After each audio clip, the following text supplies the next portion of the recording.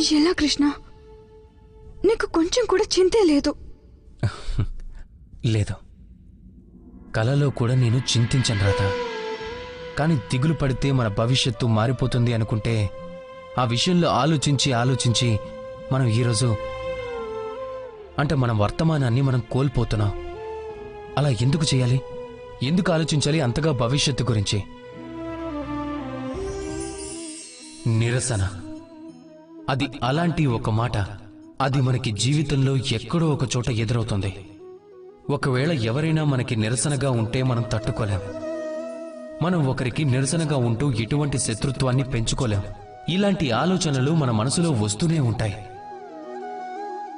కానీ నిరసన, ఈ మాట మీ శాంతి కొరకు, అలాగే మీ సంపద కొరకు ఎంత ముఖ్యమైనదో అన్నది మీకు తెలియనే తెలియదు.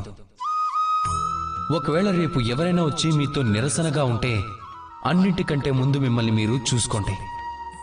మీరు ఏం తప్పు చేశారన్నదే, మీరు ఎవరినైనా నిందించారా అన్నదే, మీలో ఎటువంటి వైకల్యం ఉన్నదో దాన్ని అర్థం చేసుకోవడానికి ప్రయత్నం చేయండి.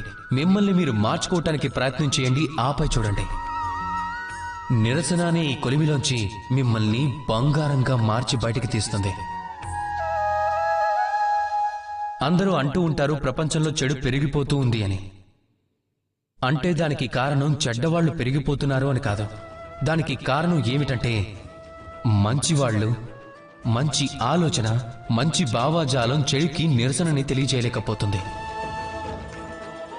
ఒకవేళ మీ ఎదుట ఏదైనా తప్పు జరుగుతుంటే దానికి నిరసన తెలపటానికి మీరు ఏమాత్రం ఆలోచించకండి. ఎందుకంటే నిరసన యొక్క ఈ మెరుపు చెడుని వెనక్కి తొక్కేయటానికి అవకాశాన్ని కల్పిస్తుంది. రాధాకృష్ణ.